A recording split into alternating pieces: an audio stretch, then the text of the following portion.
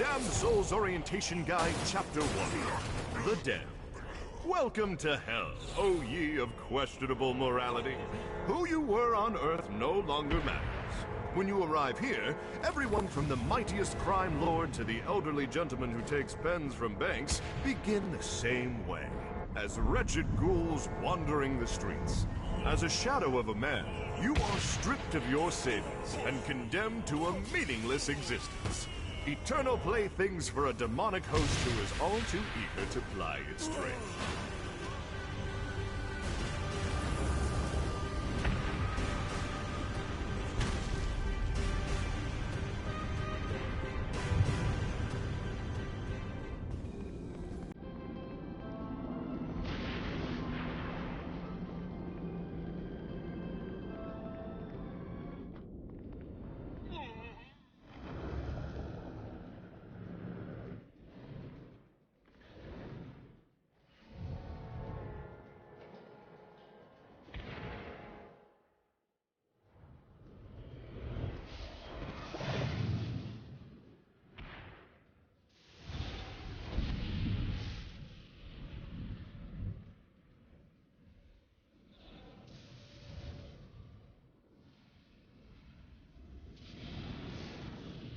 Got it.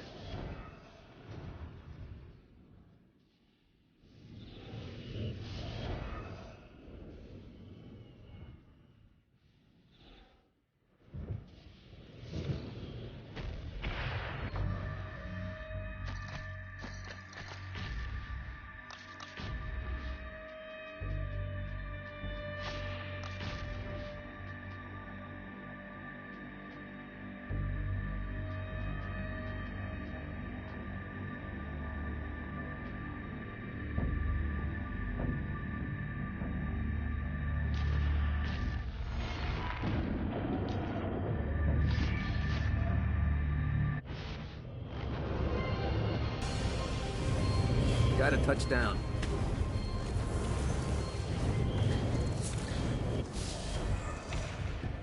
Note to self.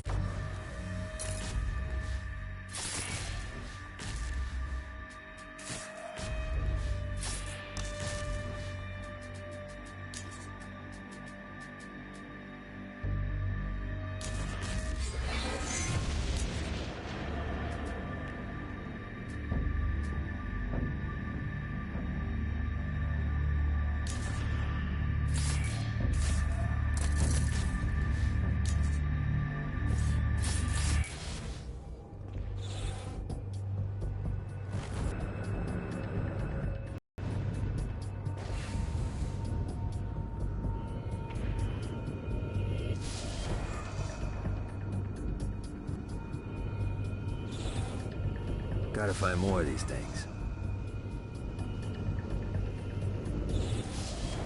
Need to rest the wings.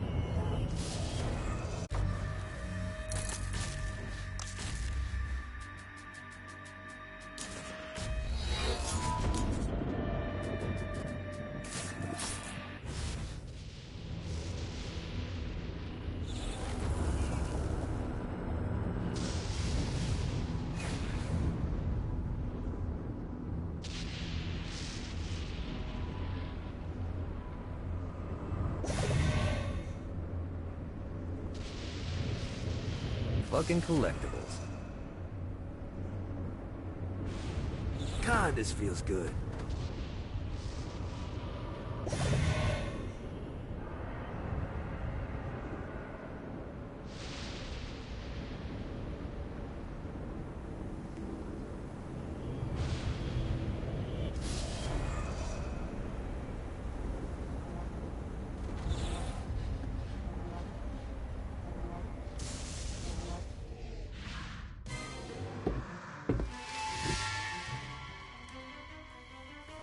Abandoned ship!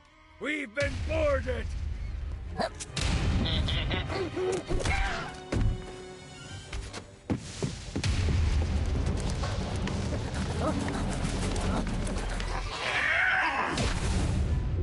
these damn things off my ship! Just like your cheese. Get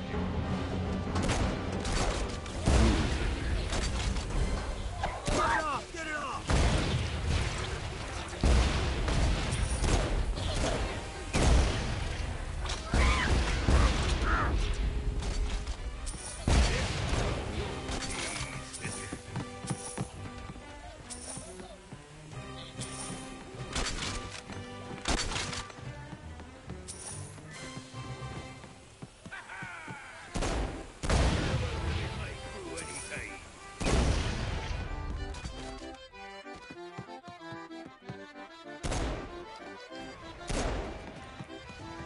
I got a bit of treasure in that chest over there. The weapon you find inside may help with our little imp problem.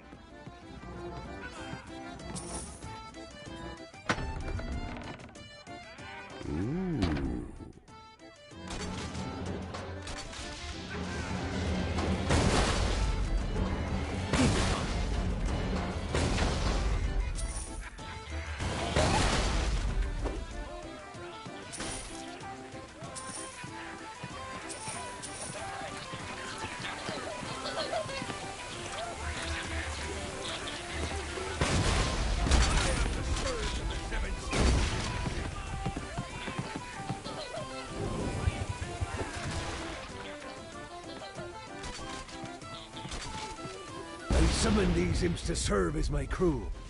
I forgot what a handful they could be. Once aboard, they wouldn't listen to their captain. They ran amok in the bowels of the ship.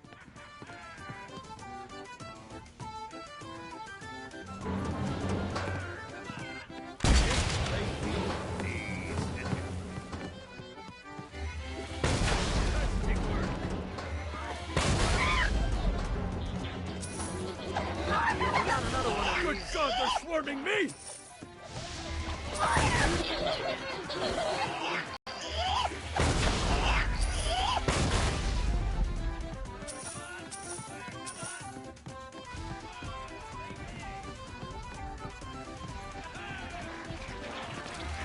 It's okay to drop the pirate voice. What pirate voice would that be? Wow.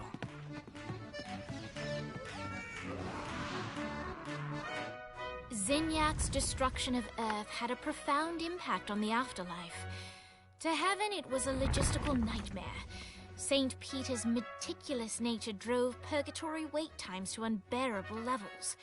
Meanwhile, in hell, where souls in pain were used as currency, it created a new era of prosperity for the wickedly enterprising. This economic boon resulted in the coffers of hell to be overflowing, which in turn piqued the interest of the most notorious man that sailed the seven seas. Long had Blackbeard been a thorn in Satan's side, robbing tax collectors on a semi-regular basis. But the promise of an immeasurable fortune drove him to be even bolder. An arrangement was reached. Blackbeard would provide information on strategic targets in exchange for a share of the profit. Johnny, who was interested in murder, not money, happily agreed.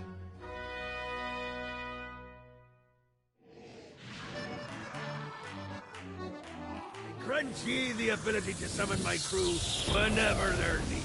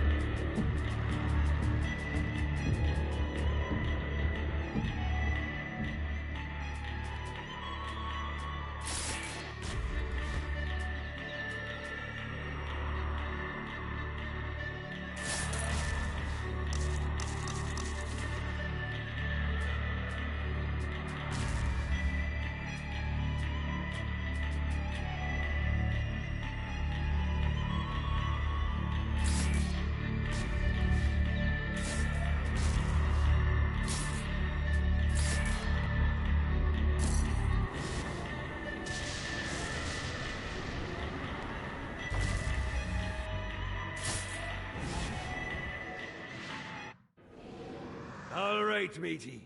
It's time for your lesson. Let's summon me favorite scurvy-riddled hellion, the Imp. Why don't you start off by summoning an imp to take out those enemies?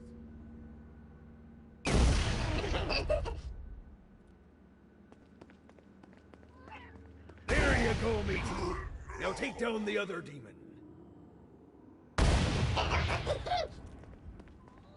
Those little ankle biters are vicious. Now let's practice your aim. Take down the demons on the islands.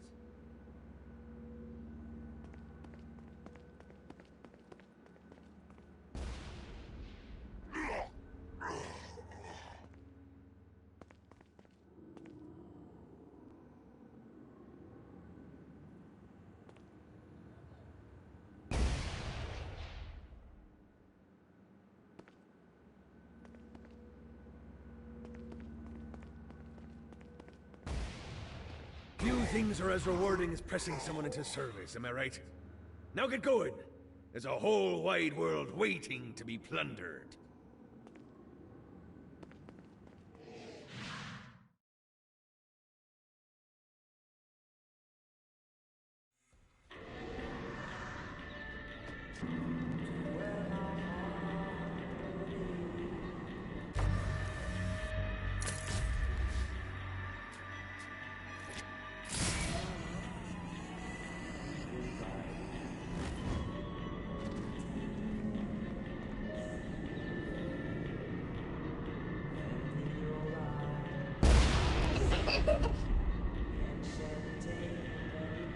I raided a Centerpol office and found information on where the president is being kept. Evidently, they've been trapped in some sort of soul crystal inside Satan's palace. Breaking in is an impossibility. Your best bet to save them is to continue to try to draw Satan out of his palace.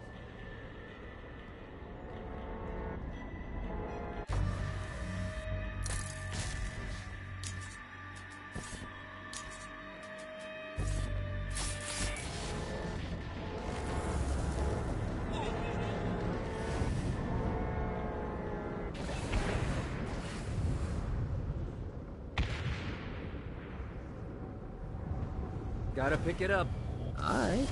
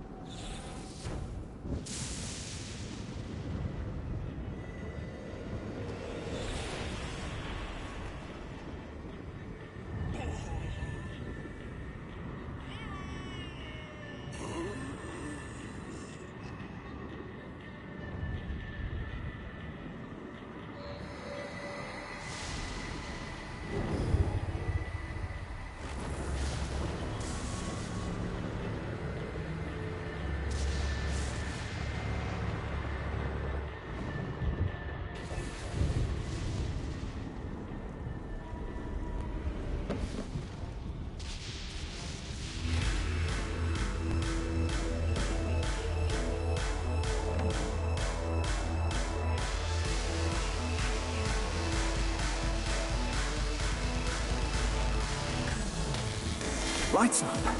William Shakespeare, humanity's greatest playwright, and hell's most diabolical purveyor of entertainment, looks on as a brave mortal on an Orphean quest enters. The bard's interest is piqued, and he looks to test his visitor's mettle.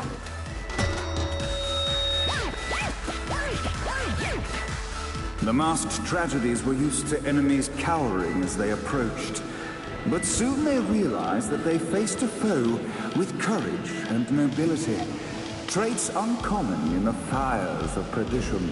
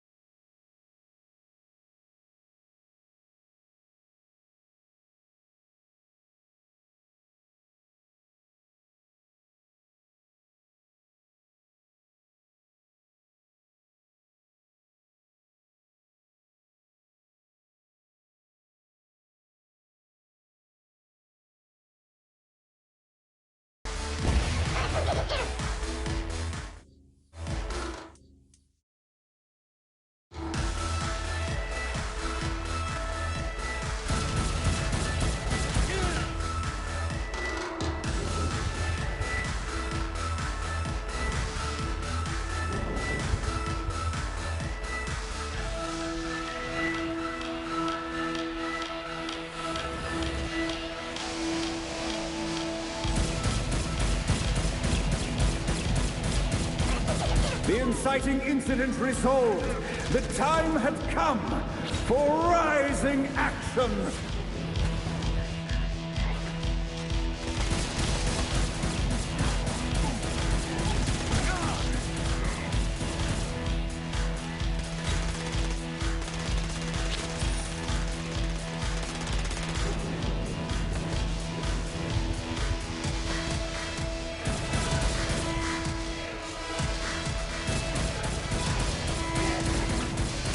The battle raged on below, and as bullets and blood flew, the bard arched a curious eyebrow.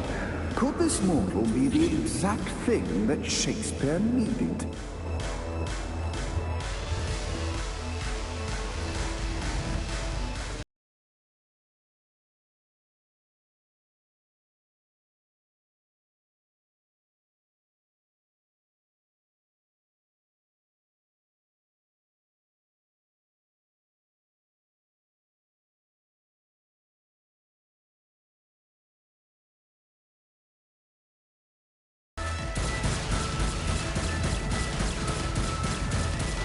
This is good for the soul. This battle's far over. Arise. And now, Act 3!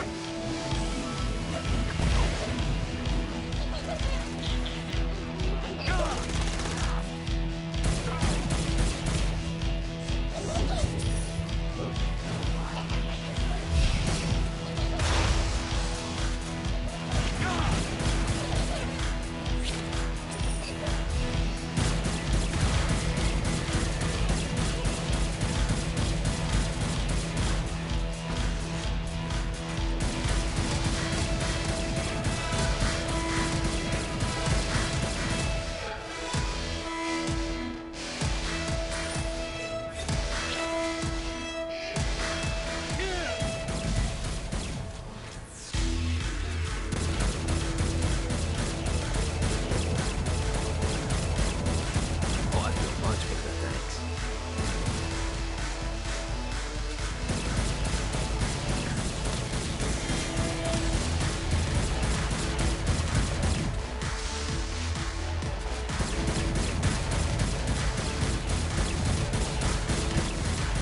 The conflict resolved. Shakespeare eagerly awaited meeting the champion that dispatched so many of his men. Undoubtedly, they were here for the bard's aid. And while happy endings were not a thing found in hell, Shakespeare always had a soft spot for comedies. In the land of the living, William Shakespeare is regarded as one of the most prolific playwrights of all time. However, to the denizens of hell, the bard is seen in a far different light. After selling his soul for fame and adoration, Shakespeare served in hell as Satan's spy master general.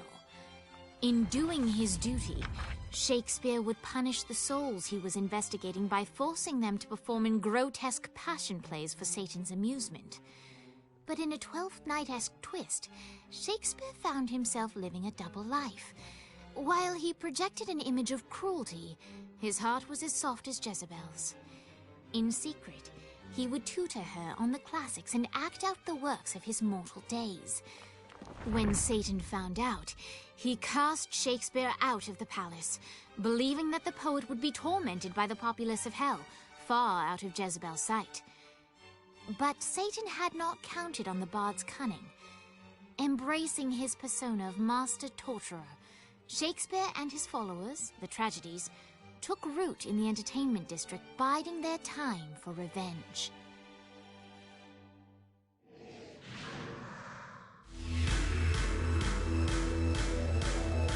And so Shakespeare called forth the Deus Ex Machina to bestow our protagonist with the arcane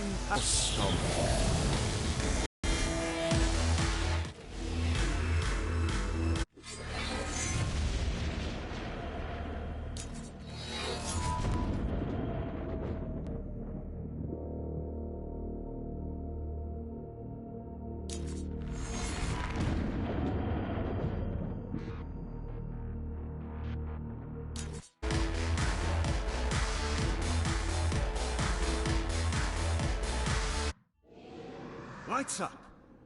The mortal stands in the training grounds, eager to try out his new Force Stomp power on the group of demons in front of them. Your prayers won't be answered here. Act 1, Scene 2, in which our protagonist kills more demons with Force Stomp. To battle! Act 2, in which our protagonist is greeted by foul imps. Act 3, in which our protagonist learns that Force Stomp even works on flying enemies, enabling them to remove a Dark Inciter's shield before shooting them to death with bullets. There is also a mistaken identity and love unrequited.